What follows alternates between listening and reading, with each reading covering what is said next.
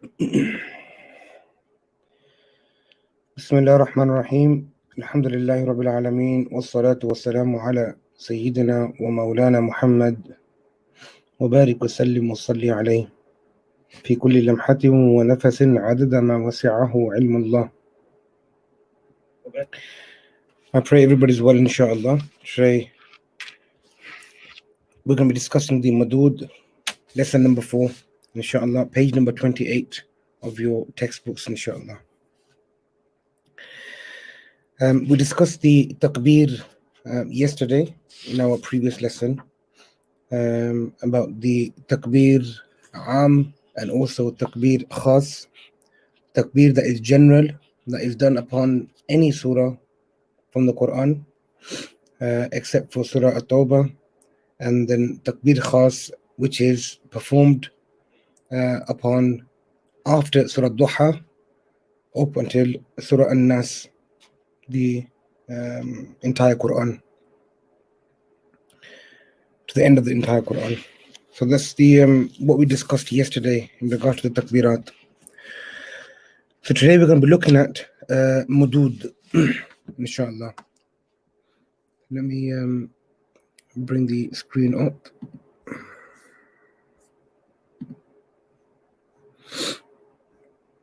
So page number 24 of your textbooks. Mad muttasil. So Madud is the plural for mad.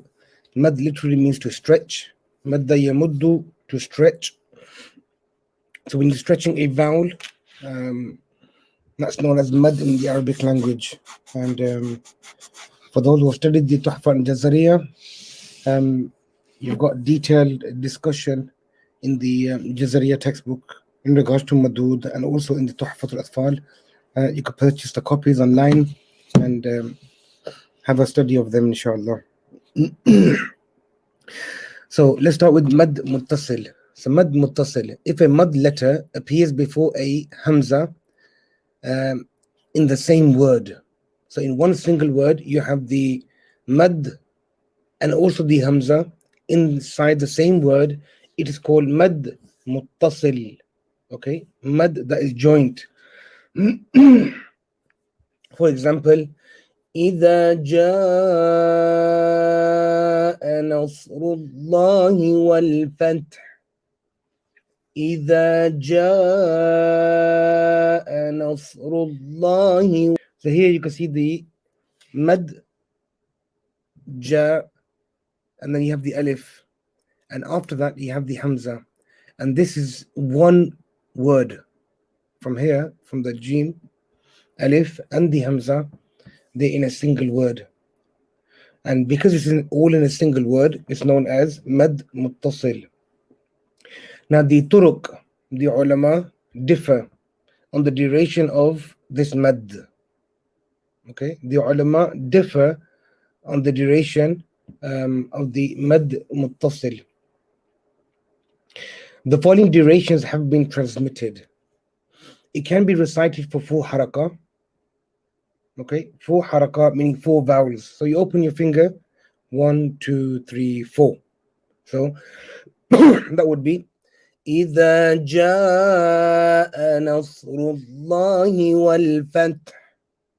إذا جاء نصر الله والفتح. That's known as التوسط. Okay, middle. And then you've got the second one, which is 5 harakah. Okay, 5 vowels, which is إذا جاء نصر الله والفتح. Okay, so you've got the 5 harakah, and that's known as فويق التوسط. So just above the middle tawassut, just above the tawassut, the middle. So فويق, just above the tawassut. So this is 4, and فويق التوسط is 5. The last one is طول.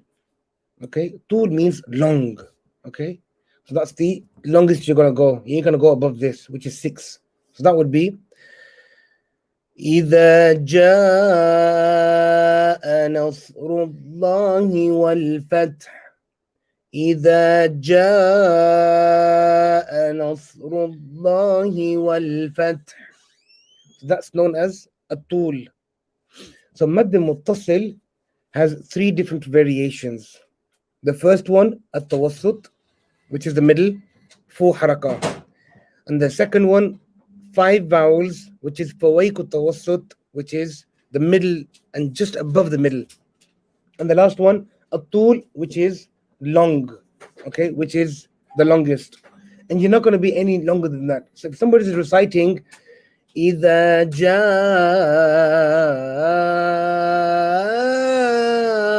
نصر الله والفتح, that would sound nice, but it is incorrect. Okay, so you should refrain from over exaggerating any of the mudud. Tamam. So that's basically mad muttasil, the mad that comes in a single word. You would see different tajweed books. Some would describe mad muttasil as 4 haraka. Some would describe it as 4 or 5. So why do they say 4? Why do they say 5? Because both are yajuz. And some say 6 haraka. Okay, so mad muttasil is 6 haraka. And then you might be, oh no, but according to my tajweed book, it says, 5 haraka. Or according to my tajweed book, it says 4 haraka. Or according to my tajweed book, or according to my teacher, who taught me, he said 4. Or my teacher said 5. Or my teacher said 6. They're all correct. Okay, and we only learn this through the various turuq, through the various chains of transmission, okay, from the Prophet sallallahu alaihi wasallam down to the ulama who compiled the turuq. Inshallah. Now let's look at mad munfasil. Okay, munfasil, muttasil, connected, joint. Munfasil, fasl, to be disjointed. Okay, so fasl means disjointed, separated. So how is this separated? If a mad letter appears at the end of a word, so here we have a word, yada, yada. So here the mad letter appears at the end of the word, okay, and the next word begins with a hamza, then the mad is called munfasil. So if you look at the hamza, it's starting here, abi, abi, hamza fatha, abi, abi. Tamam.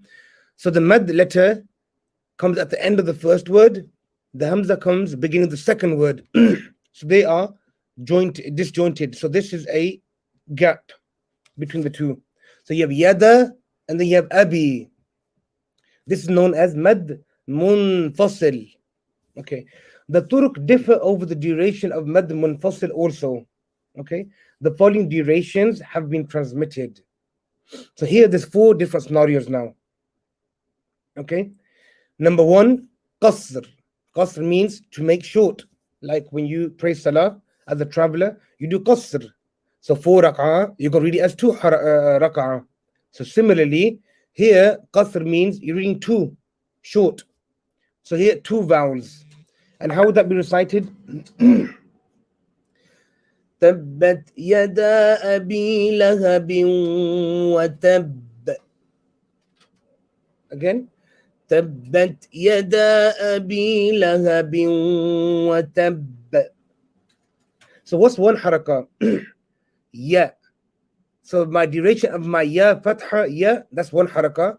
Dal fatha, da, 1 haraka. So that would be تبت يدا, يدا, يدا. So a qasr mad would be 2 haraka. So yada, yada, yada, not any longer. Yada, 2 haraka.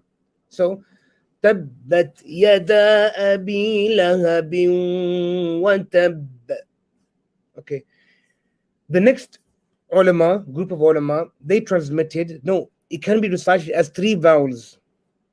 So 3 vowels would be, again, the same word, fawaiq. Okay, fawaiq al-qasr. So fawaiq al-qasr means just above or just more than qasr, meaning 3 vowels for vehicle qasr. So here we're going to be doing تبت يدا أبي لهب وتب تبت يدا أبي لهب وتب تبت يدا أبي لهب وتب. So just longer than the 2.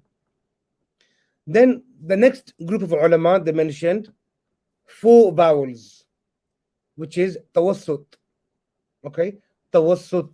So now we've come to this level here. So munfasil starts way below the muttasil. So you remember the muttasil had 4, tawassut. Okay, muttasil has 4 and munfasil also has 4. How do you do 4? تبت يدا أبي لهب وتب تبت يدا أبي لهب وتب. Okay, then the next one is 5 vowels فويكت توسط, just above the middle. So 4 and just above 5. تبت يدا أبي لهب وتب تبت يدا أبي لهب وتب. تمام. So these are your 2 madud. So muttasil 4, 5 or 6. Okay, it's not and or 4 or 5 or 6. And then in munfasil 2, 3, 4 or 5. Okay, so these are your madud. Now if you notice, there's no 6 here. There's no 6 on munfasil, whereas if you look above in the muttasil, we had a 6 haraka as well, a tool. So in munfasil there is no tool in riwayah of Hafs. Okay, now some books will mention between 2 and 3, or between 3 and 4, or between 4 and 5. Okay, and the reason why the ulama mention that is so that you don't make mistakes. Like when you pray your salah, you're not going to be right reciting your salah and and then using your fingers. تبت يدا أبي لهب وتب. So you can go just above, just below. It won't be classified as a major mistake. Okay, so as long as you've got consistency in your recitation, and that's the most important thing, which I want to, we've already touched upon before. We're going to touch upon this again. Okay, about the consistency and not mixing the turuq up in your recitation. So you couldn't read, for example, short on the first ayah, تبت يدا أبي لهب وتب, and then long in the second, ما أغنى عنه ماله وما كسب. That would be incorrect. That would be لا يجوز, not permissible. So there must be consistency. It doesn't mean that you could, at random, as you please, do a short mad, do a long mad. No, there must be consistency, inshallah. So recapping, mad muttasil, mad that's in a single word, okay, is how many haraka? 4, 5 or 6. 4, 5 or 6. And mad munfasil 2, 3, 4 or 5. Okay, and this 2 would definitely suit the hufaz. Okay, especially those who leave Taraweeh and we're in the month of Taraweeh, okay, the night prayer after Salatul Isha. So you want to complete the whole Quran and you want to do it as quick as you can so that your beautiful congregation don't get tired and can go home and rest and fulfill their rights at home and be fresh for the following day to fast. So you want to recite it very short. If you want to recite it very short, the shortest you can recite is harakatain. And there must be consistency. What you can't do is read مد متصل as harakatain. So you can't read إذا جاء نصر الله والفتح. Wrong. Why? There is no إذا جاء نصر الله. It's إذا جاء نصر الله والفتح. إذا جاء نصر الله والفتح. But in Surah Lahab, you can read it as تبت يدا أبي لهب وتب ما أغنى عنه ماله وما كسب. Yeah, so you can read it much faster. The next mad, okay, which majority probably have not heard of, is maddul ta'zeem. Maddul ta'zeem, the mad of respect, okay, and honor. Okay, this mad only comes on a specific letter word. The mad in La ilaha illallah. Okay, this mad on the lam alif is known as mad al-ta'zim. Okay, and it's mad munfasil. Okay, so it's similar to the category that we just discussed, mad munfasil. It's mad munfasil, which is stretched to various lengths, ranging from 2 to 5 in different turuq, according to different scholars. Don't worry too much at the minute about turuq. Turuq just means different scholars with different chains, and they've written their own books, and each one is authentic. So we're going to discuss, after we've understood what mad ta'zim, mad munfasil, mad muttasil, what the takbir is, what the sakt is, what is waqf, etc. And then we're going to look at which scholars have which opinions, and they're in your textbooks in the form of tables. So ranging between 2 and 5 in different turuq. According to Tariq al-Hammami in Al-Kamil, when mad munfasil is stretched to 2 vowels length, the alif of la in the La ilaha illallah can be stretched for the duration of 4 vowels in order to glorify Allah, okay, by neglecting any false gods. This is known as mad ta'zim. So basically, if you look at the ayah below, it'll make sense. Okay, I've jumped ahead. Okay, if you look at this ayah here, okay, imagine you're reciting and you're doing qasr on all the Quran, the whole entire Quran, you're doing qasr. You're reading it as 2 vowels. For example, وَالَّذِينَ يُؤْمِنُونَ بِمَا أُنزِلَ إِلَيْكَ وَمَا أُنزِلَ مِن قَبْلِكَ. Okay, وَلَا تَبَّتْ يَدَا أَبِي لَهَبٍ وَتَبَّ مَا أَغْنَى عَنْهُ مَالُهُ وَمَا كَسَبَ. So you're reading harakatain on mad munfasil. But when you come to Surah Baqarah, and then you come to this verse here, even though you've been doing it short, 2, 2, 2, 2, 2, 2, on this particular word, la, okay, in la ilaha illahu, you can do what? 4 vowels. So you will recite here as وَإِلَهُكُمْ إِلَهٌ وَاحِدٌ لَا إِلَهَ إِلَّا هُوَ الرَّحْمَنُ الرَّحِيمُ. Tamam? So even though you're reading all of it short, and La ilaha illallah, La ilaha illahu, huwa Allahu alladhi la ilaha illa huwa alimul ghaib, huwa alimul ghaib wa shahada. So all of these ayat where you have La ilaha illallah, you can read 4 vowels, and that's known as ta'zim, respect, negating any other false gods, illa hu, except Allah. That's what mad ta'zim is. So that's your section of madud complete. Okay, if you need more understanding, or you're not sure on madud, or you've not done the previous courses held by Darul Qurra, the previous Tuhfat al-Atfal course was done by Imam Ammar Hafiz, Allah protect and elevate, from Rotherham. Okay, Imam of Abu Bakr Masjid, he ran the course. It's available on our YouTube channel. And the previous Muqaddimah Ibn al-Jazari course was run by Imam Israr Hussein from Nottingham. And that is also available on our YouTube channel. Go through them, and you could listen to the lectures, the durus on Tuhfat al-Atfal and Muqaddimah Ibn al-Jazari, and it'll make a lot of sense. In your Muqaddimah Ibn al-Jazari textbook, page number 99, you have Babul Mad. Okay, Babul Mad on page number 99. You can go through it, and you can go through the videos as well.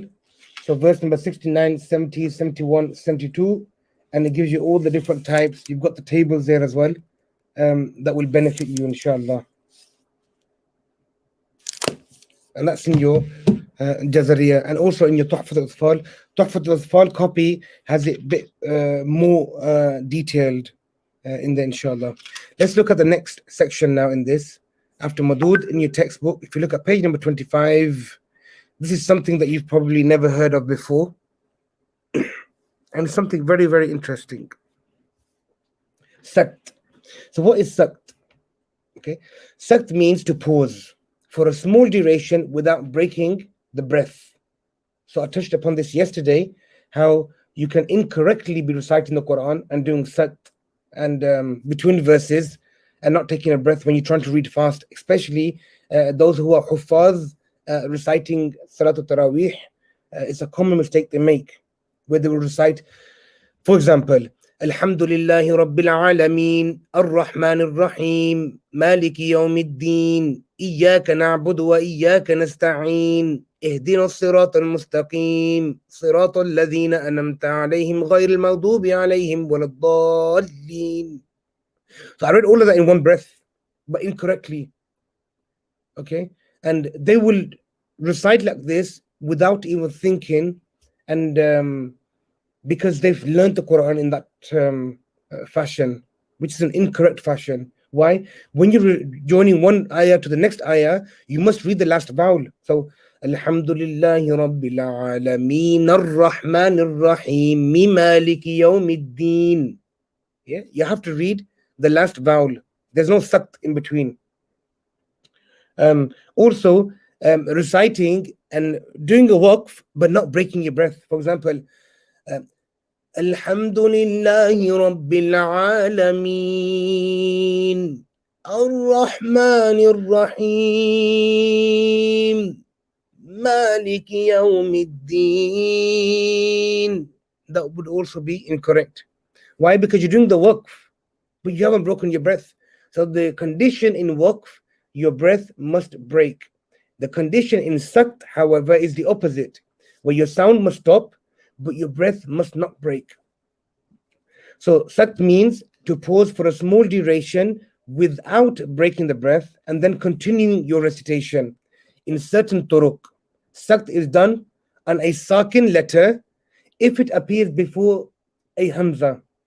However, the sakin letter must not be a waw or a ya in the form of a mad, meaning there's no mad in the form of a waw or a ya after this sakin letter. However, the sakin letter must not be a waw or a ya in the form of a mad. In other words, the sakin letter can be a waw lean, ya lean, or any other letter of the Arabic alphabet. So let's look at the examples now. If you look here now, there's a Hamza. Okay, Hamza Fatha A. Ra after is sakin. Okay, this Ra is not a waw or a ya in the form of a mad. Okay,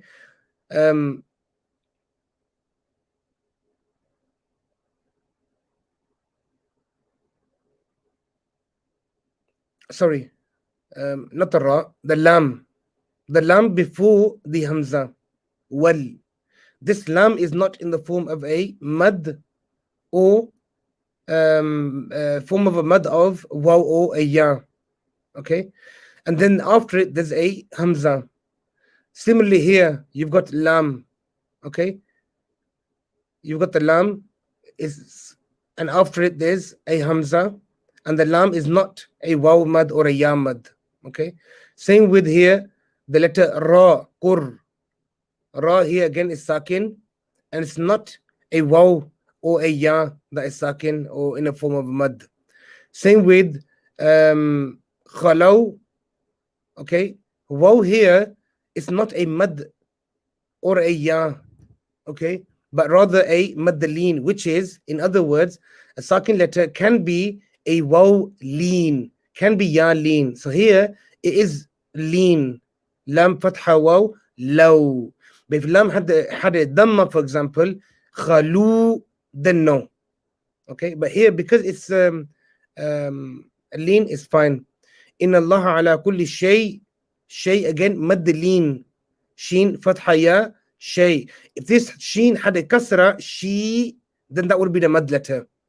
Okay, with the hamza after it, then it would be mad muttasil. Okay, so this is mad yajuz. Same with man, noon sakina. It's not a waw, it's not an ya, it's not in the form of a mad, and there's a hamza after it. So these are the words that we're looking at. So how are we going to recite these? So we do a sakt here before the hamza without breaking the breath. So how? وَالْأَرْضَ وَضَعَهَا لِلْأَنَامِ. Okay, so I've done sakt. I paused, okay, for a very short duration to elaborate, to break my sound, to stop my sound, to differentiate without breaking my breath. وَالْأَرْضَ وَضَعَهَا لِلْأَنَامِ فيها فاكهة والنخل ذات الأكمام. تمام. Again. والأرض وضعها للأنام فيها فاكهة والنخل ذات الأكمام. Next one. علم القرآن. علم القرآن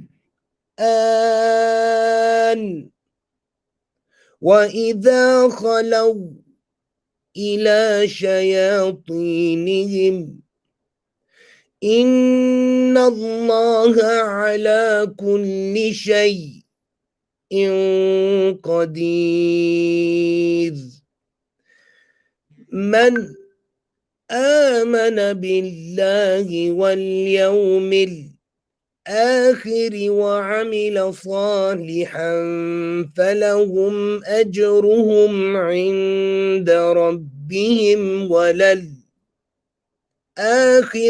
خير لك من الأولى.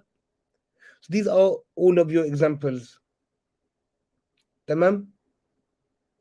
So let's go through them once again. والأرض وضعها للأنام فيها فاكهة والنخل ذات الأكمام علم القرآن وإذا خلوا إلى شياطينهم إن الله على كل شيء قدير. من آمن بالله واليوم الآخر وعمل صالحا فلهم أجرهم عند ربهم وللآخرة خير لك من الأولى. So these are your sakt. Okay, I did not break my breath in between each one. I just took a small pause. وَلَلْآخِرَةُ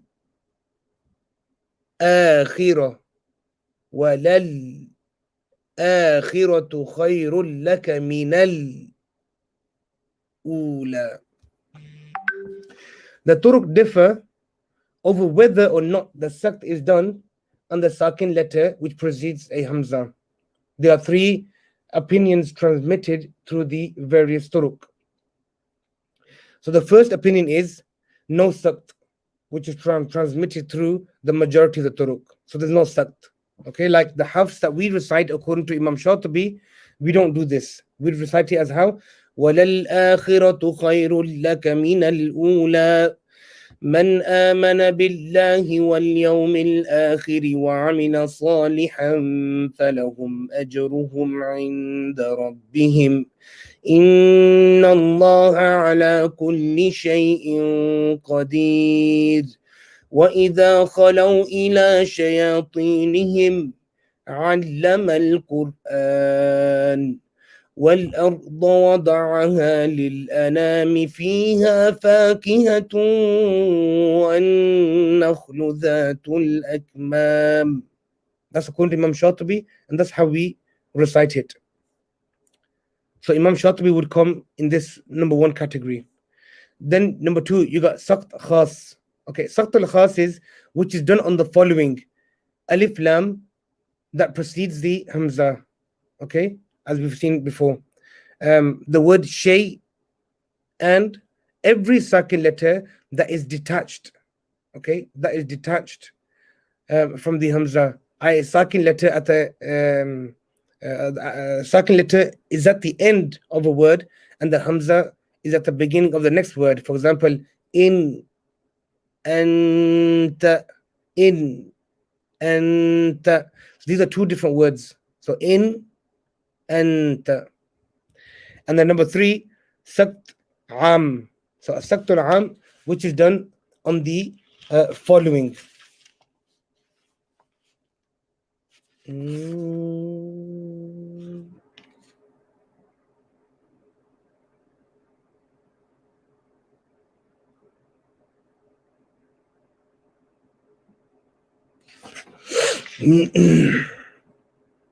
Let's get the next page up for you.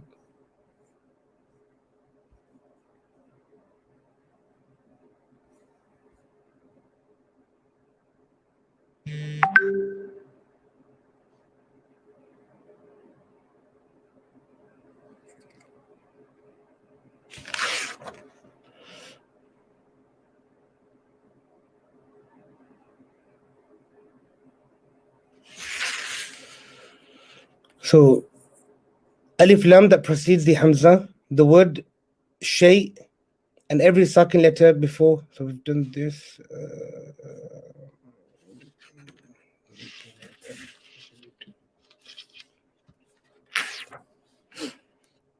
So you've got no sakt, which is transmitted through the majority of the turuq. Then you got sakt al-khas, which is done on the following alif lam mim that precedes the hamza, the word shay, and every sakin letter that is detached from the hamza, like in, anta. Then sakt al-am, okay, which is different, which is done alif lam mim that precedes the hamza, the word shay, and every sakin letter before the hamza be detached or attached. Okay, so irrespective of the sakin letter and the hamza beginning in the same word or in two separate words. Okay, so wherever it comes. And that we'll look at the tables later, inshallah. That's your basically your sakin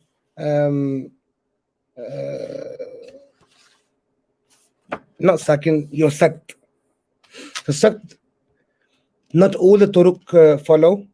Okay, so according to us, we recite according to Imam Shatibi. According to Imam Shatibi, we don't do sakt at all. Tamam?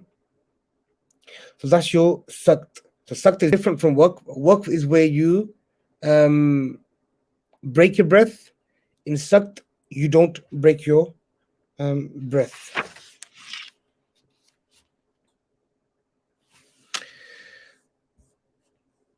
So next, page 27.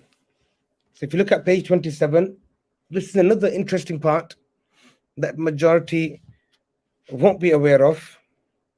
And it's very interesting.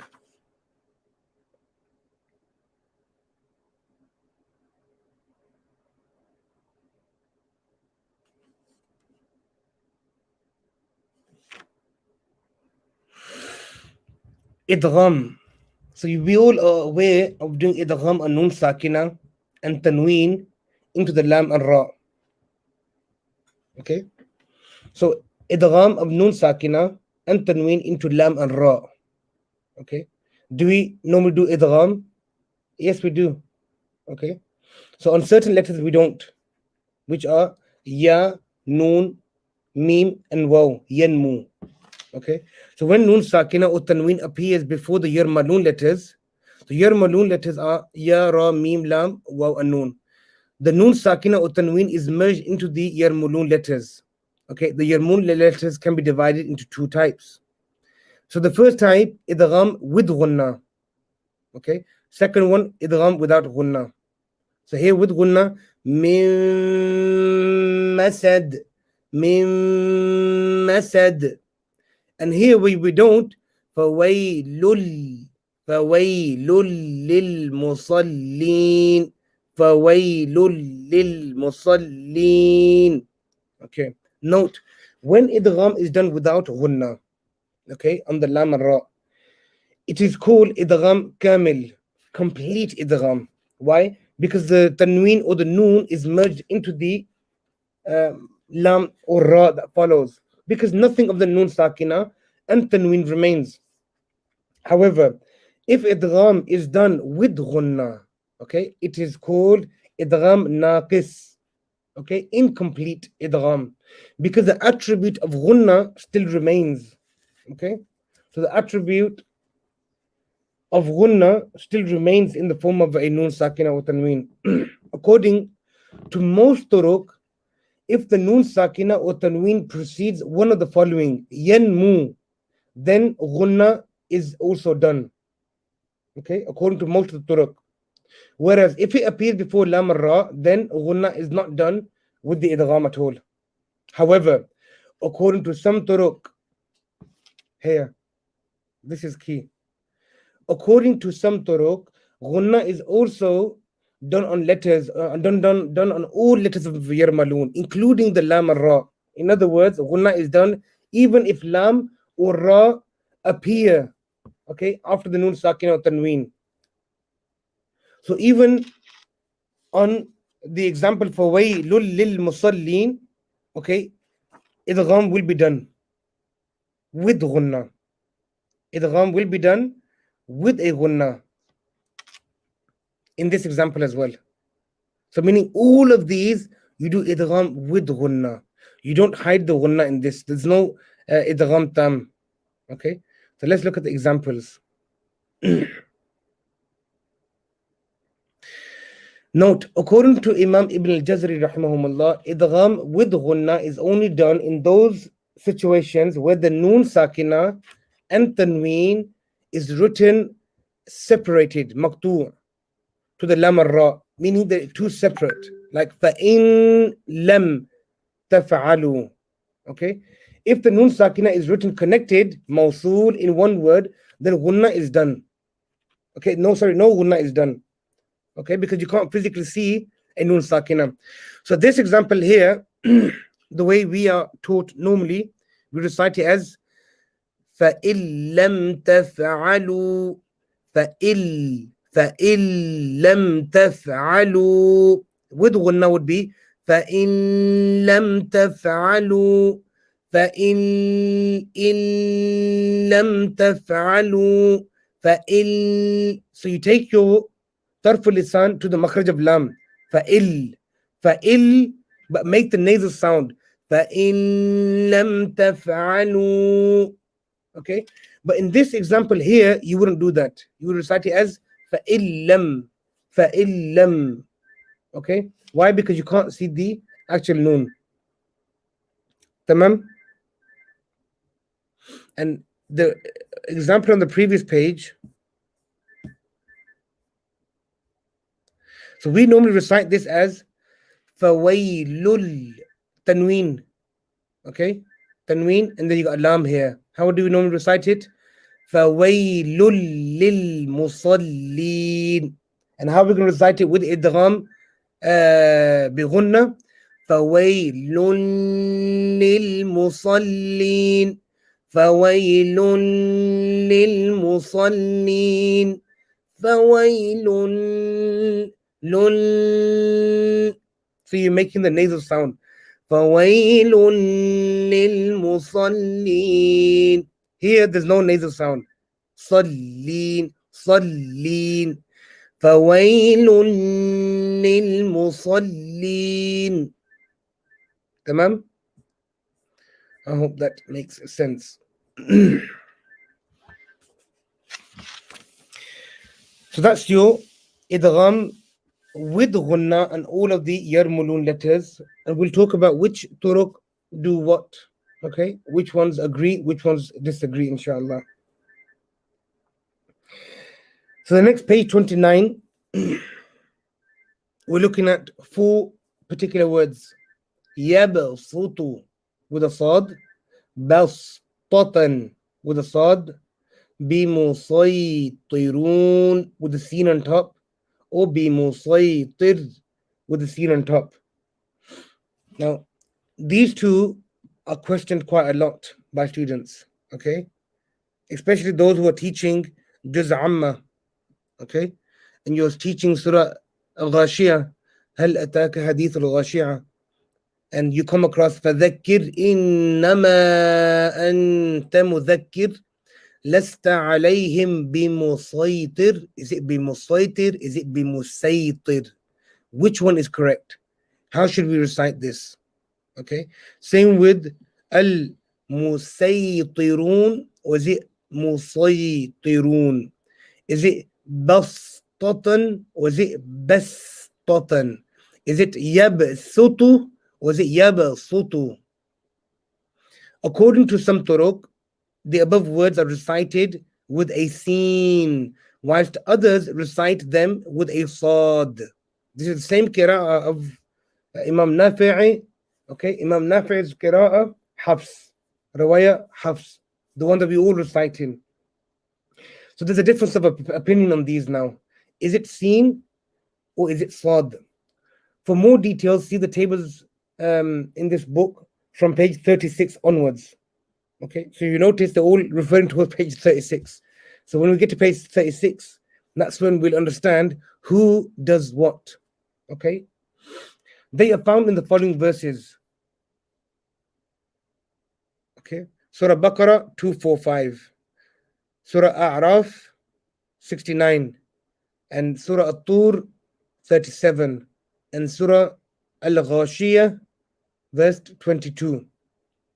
Okay, and Surah Ghashiyah is the one that majority of the students are familiar with when they are learning Juz Amma or they are teaching in Madaris. That's where the majority of the questions come in. Why is this more seen? Which one do we recite? And this question I normally get at least once to twice a month, this question from teachers, not from students, from teachers in different Madaris. When they're teaching, they come across this. They don't know how to do the spelling for the child. They don't know how to explain it. They're not sure why it's there. Which one are we reciting in? The sad, okay, that's written in the word, or the scene. We're going to talk about Rasm Quran, inshallah, later on, and that will give you more clarity, especially those who are teaching tajweed. So that's another difference between the turuq.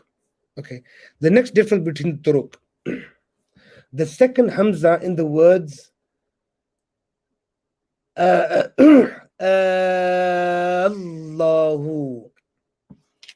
There's two Hamzas here.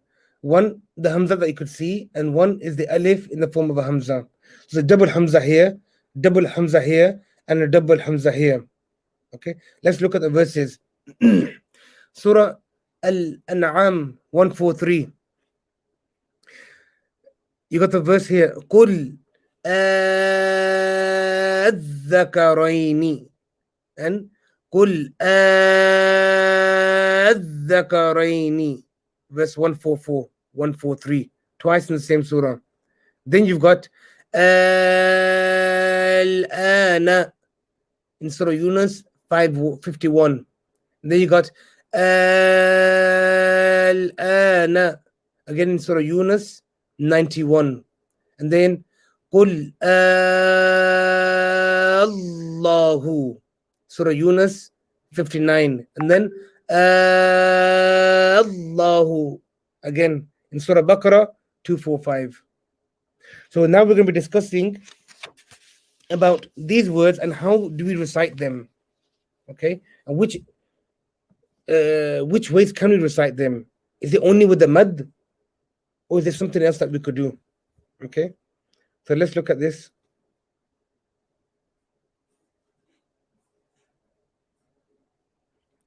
Page number 30. These words are made up of two Hamzas. The first Hamza, okay, the first is a Hamza of interrogation, istifham, okay, used to form a question, yeah, and the second Hamza is of wasl, of connecting and joining. So basically what it means, the first Hamza, istifham, is the question one, yeah, is the question. The second Hamza is wasl, to join the question with the word in Arabic language. So how do we do them? So the original form is a الذكرين, a question, الذكرين, a الآن, a Allah. تمام? That's the original form. A Hamza Fatha, question, istifham, then الذكرين, a الآن, a Allah. Now because there's two Hamzas that are so close, how do we recite them? That's how they're written in the Quran, okay, with the mad, and that's how they are originally. Let's look at the differences now. The Turuq differ over the pronunciation of the second Hamza in these words. The second Hamza we're looking at, this Hamza here, okay, and same with this one, and same with the Hamza before Allah. That's the Hamza we're talking about. So the Turuq differ over the pronunciation of the second Hamza, not the istifham one, the questioning one. All Turuq allow the second Hamza to be converted into an alif, meaning ibdal. Remember mad al-badal? And recited as a mad with the duration of 6 vowels. Ishba'. Okay, all the Turuq agree with that. Okay, so all Turuq allow the second Hamza to be converted. So when you convert it, we're going to recite it as الذكرين الآن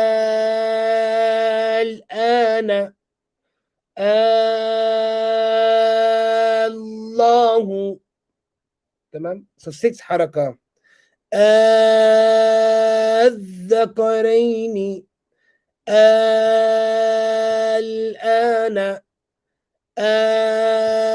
الله.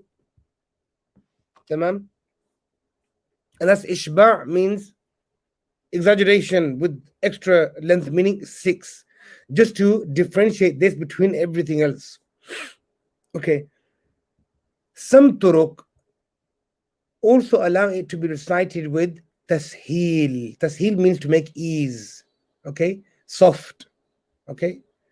So to make something soft, bain, in between, in which case it is pronounced with a sound that is in between a Hamza and an Alif. In between a Hamza and an Alif. So Hamza is sharp, Alif is soft. Okay, so in between a Hamza and an Alif. So meaning soften the second Hamza. Okay, in other words, it does not sound like a complete Hamza, and nor does it sound a clear like an Alif. Okay, yet its sound is in between the two. So, for example, the first one. Come on.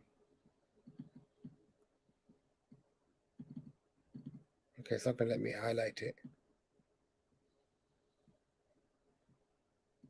It ain't working. Okay, anyway. So the first Hamza, this one here, we're going to recite it full. The second one, we're going to recite it very soft.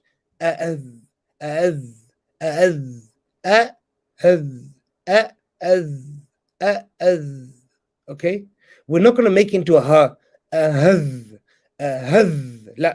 Not from your aqsa al-halq.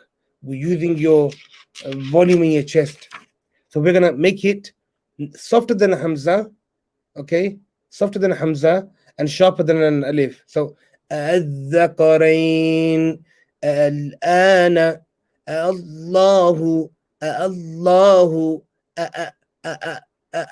But the first one's going to be sharper The second one's going to be tasheel, a little bit lighter. It should not be given. It should not be given the sound of a ha.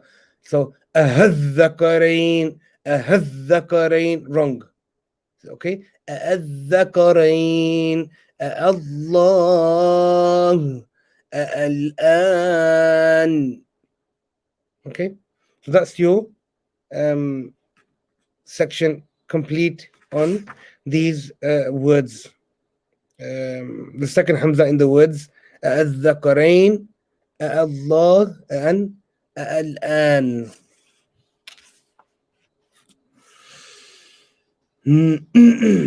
Okay, this is so daisy.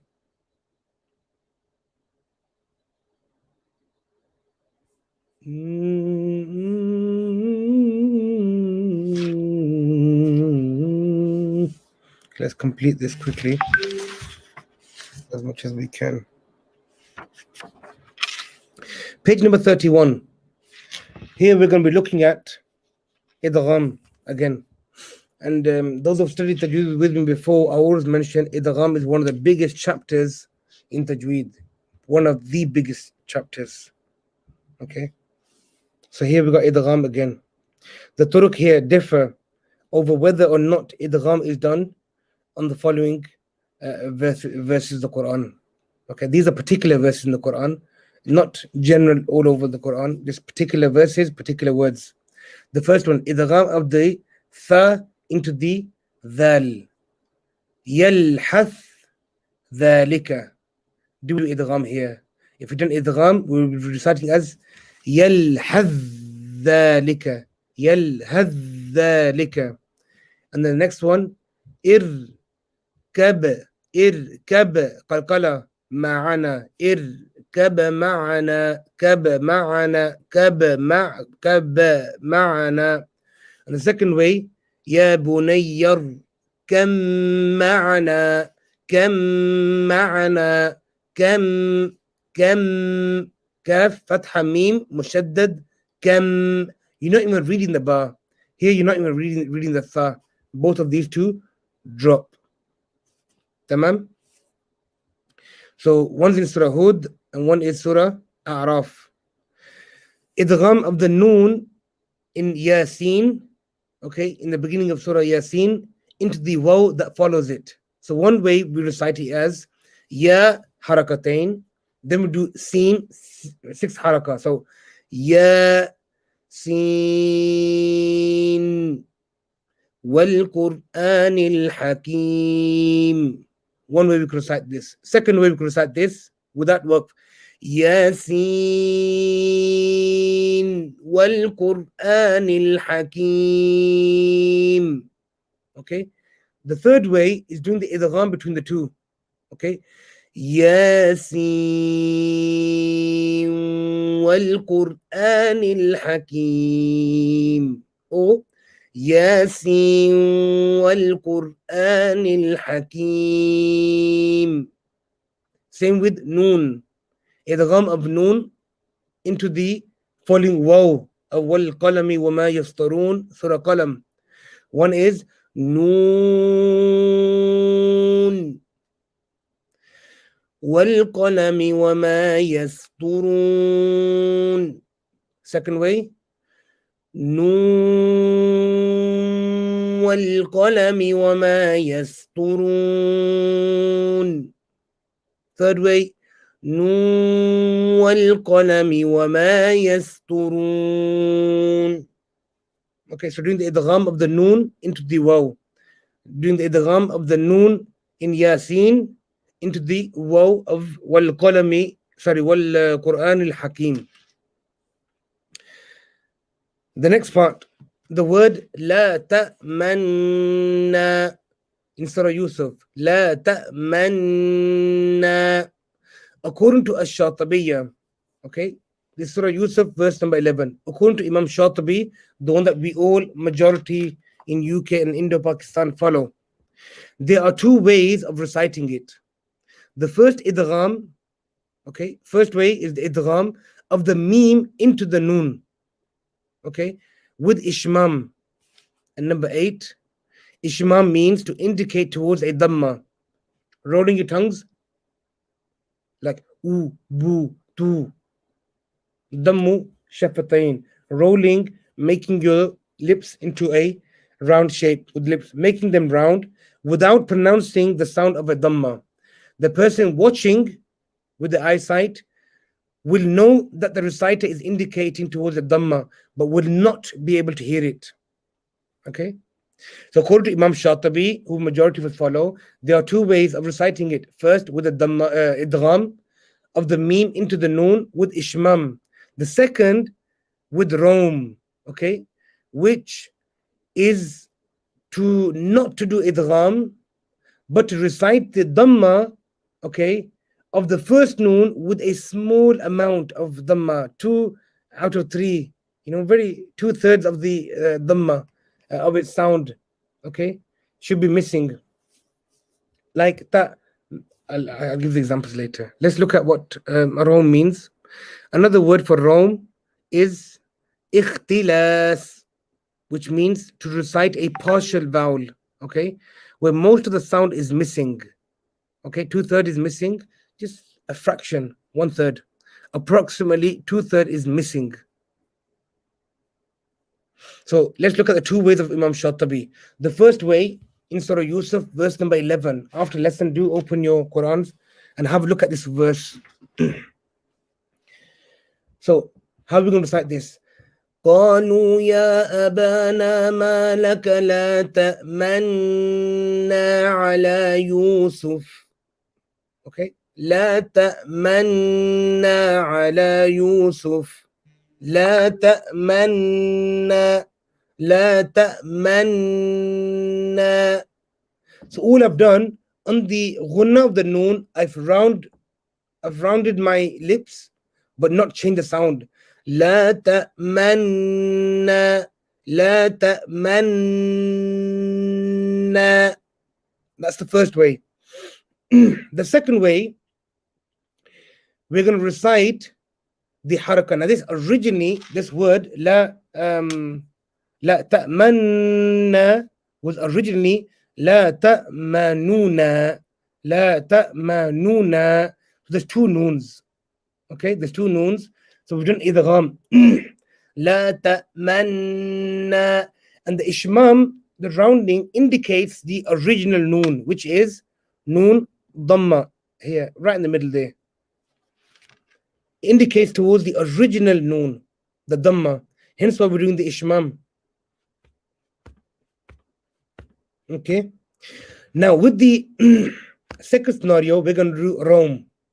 Okay. Rom means reading a very partial, very slight. Okay. How are we going to read it? لا تأمننا. لا تأمننا. No, no, no, no, no, not no. Don't read noon dhamma no, no, no, no, no. Just a little fraction. Just the beginning of the no. Yeah, just the beginning, 1/3. لا تأمننا. لا تأمننا. قالوا يا أبانا ما لك لا تأمننا. Okay, so that's the second way on how you could recite this. Let me get the verse up in Surah Yusuf, verse number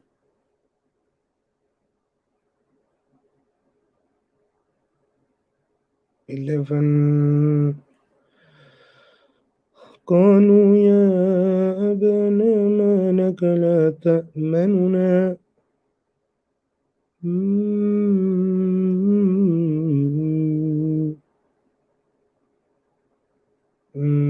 قالوا يا أبانا ما لك لا تأمننا.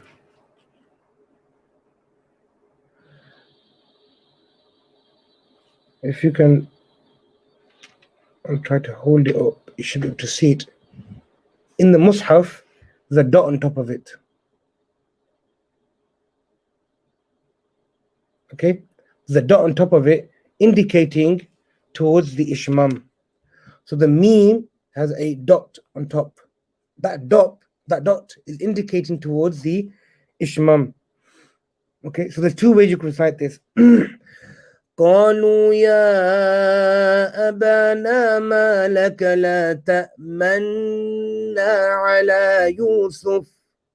Second way, قالوا يا أبانا ما لك لا تأمننا على يوسف. Okay, and both of them are correct according to Imam Ash-Shatibi. According to the Turuq mentioned in Taibat al-Nashr, some permit both ways, whilst others only permit Ishmam. Okay, so we'll look at who allows both, who allows only one. Okay, so we'll go through all of the Turuq, which ulama, which a'imma allow what. 735, and I want you to complete page 32 and 33 as well.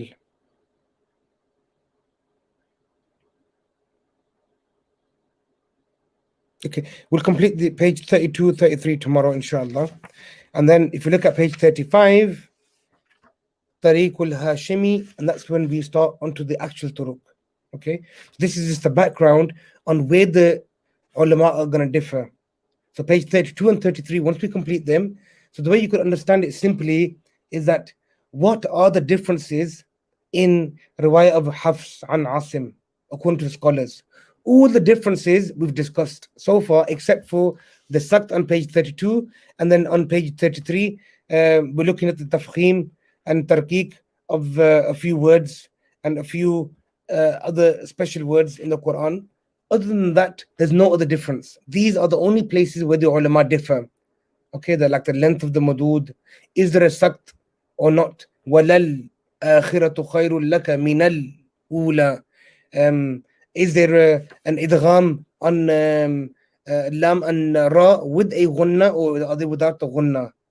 Yeah, because we have obviously learnt in Tuhfat al-Atfal and Jazariya and everywhere, we've been studying that lam yanmu letters are the letters of yarmulun that we do idgham bil gunna, idgham with gunna, and lam ra bi ghayri gunna, without gunna. Okay, so how come we're talking about now lam ra and we're doing gunna on it as well? So we're contradicting to what we've been teaching in Tuhfa and Jazariya. So it's not a contradiction. It's just that the riwayah of Hafs is so vast. There are 52 different turuq, 52 different variations on how our qira'ah is recited. And this is not something that's negative. This is not something that we should be sad about. This is something that we should praise Allah subhanahu wa ta'ala with and count it as a blessing that there's so many different ways we can recite the Quran, and each one is correct. And then Allah subhanahu wa ta'ala has protected the Quran in every single form, every single way Quran has been protected. And then inshallah at the end of this course, time permitting, I will go through the Rasm Quran and give you some examples from the Rasm Quran, especially the some brother and sister have question in regards to the Rasm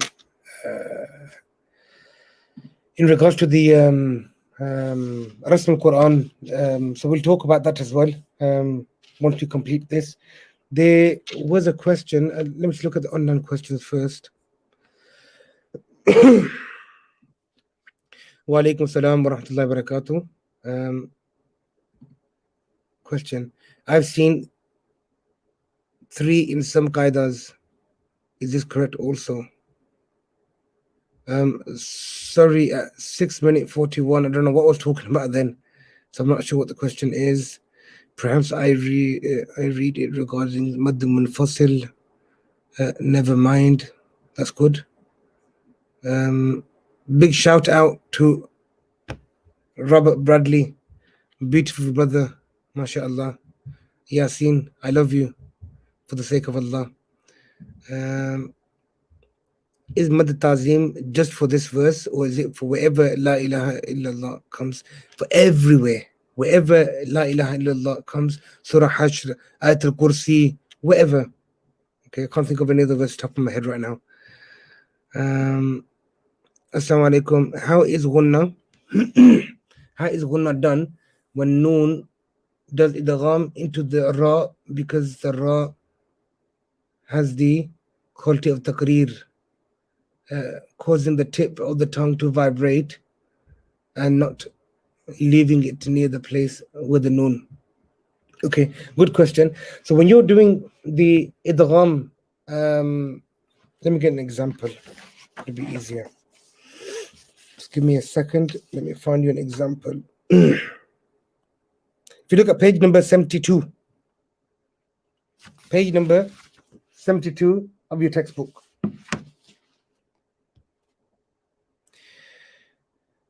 Min, you have a noon, then rabbik. Min rabbik. How would we normally recite it? Mir rabbik. Yeah? Mir, ra is full mouth. Mir rabbik. Mir rabbik. Okay. When we're doing the idgham with ghunna, mir rabbik. Mir, sound still comes to the nose. Mir rabbik. So اتبع ما أوحي إليك من ربك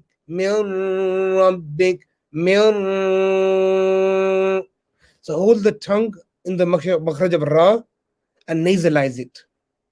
Okay, so there'll be less of a taqreer, because normally taqreer is the pushing of the a from the tarf al-lisan, from the gap. But here the sound is coming to the nose, so taqreer will be lighter. It'll still be there because taqreer is a permanent sifa, okay, from the sifat al-lazima.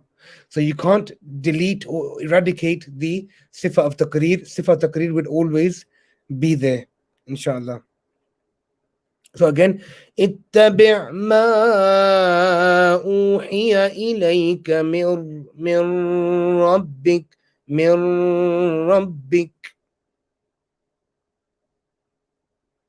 تمام? And then look at the one after that. لا إله إلا هو. Here you got the mad ta'zim. So imagine I read the first mad short. اتبع ما أوحي إليك من ربك لا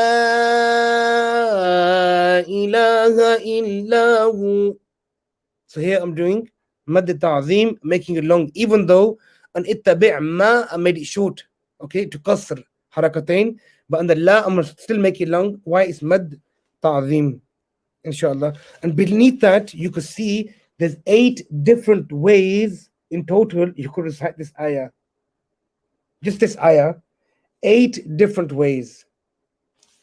Okay, but we'll go through this, inshallah. I don't want everyone to jump ahead and get confused. Would be pronounced from, this would leave the ghunna occurring and then not occurring repeatedly. Could this be demonstrated and explained, please? So I think I've done a brilliant job explaining it, inshallah.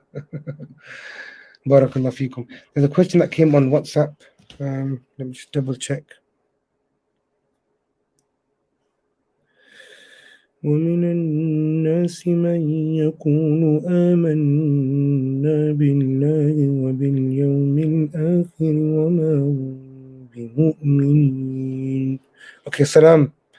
Just regarding the third Turuq lesson yesterday, do these rulings still apply in Salah, or is it when someone is reciting aloud only? Okay, if you recite the Quran according to any one of these Turuq, okay, you recite the Quran according to any one of these Turuq, okay, it's fine. You can recite any one of these Turuq in Salah, okay. They are all perfectly fine. They're all legit. They're all original, and you can recite in any one of them, okay. So it's not like in Salah we can only do this and we can't do none of them. Whichever way you do, whichever way you recite, you must maintain consistency. You can't be reciting short. وَالَّذِينَ يُؤْمِنُونَ بِمَا أُنزِلَ إِلَيْكَ وَمَا أُنزِلَ مِن قَبْلِكَ. No, you can't just willy-nilly change and chop and add and take away from one into another tariq. You can't do that. It must be consistency. You must follow each tariq to its T, to the best of your knowledge and ability. There shouldn't be chopping and changing. And same with qira'at. You can't be reciting one qira'ah, you're reciting according to Hafs, and then halfway through the ayah, you change to Susi, and halfway, and then the ending of the ayah, you go into Warsh, then you go into Qalun, and then you go into this, and make into a khichdi, what they call in Punjabi. Yeah. So no khichdi business. So you learn one tariq, you follow that one tariq. You learn another tariq, you follow that tariq. Okay. So you can't be chopping and changing. Just like in madhahib, you can't be following Hanafi madhab and then Shafi'i madhab and then a bit of Maliki madhab and a bit of Hanbali madhab and become a cocktail. And similarly, you can't be in qira'ah chopping and changing. But you can recite your salah according to Imam Shafi'i. Complete. Follow the madhab of Imam Shafi'i. No problem. You can follow the madhab of Imam Malik completely. No problem. You can follow the madhab of Imam Abu Hanifa completely. No problem. You can follow the qira'ah of Qalun. You can follow the qira'ah of, I think it was about 2 years ago. For a whole entire year, I recited in the riwayah of Warsh. Not Warsh, sorry, Susi. Susi I enjoy, as I've mentioned plenty of times. I enjoyed the riwayah of Susi, and I recited everything, even in my salah, I recite in Susi. Well, whichever I have to recite, I'll recite in Susi. Just whole year of Susi. No problem, you could do that. And that's qira'at. But in Turuq also, if you want to do qasr munfasil, all the munfasil madud, you want to do qasr, follow the tariq that does qasr and munfasil and follow it completely.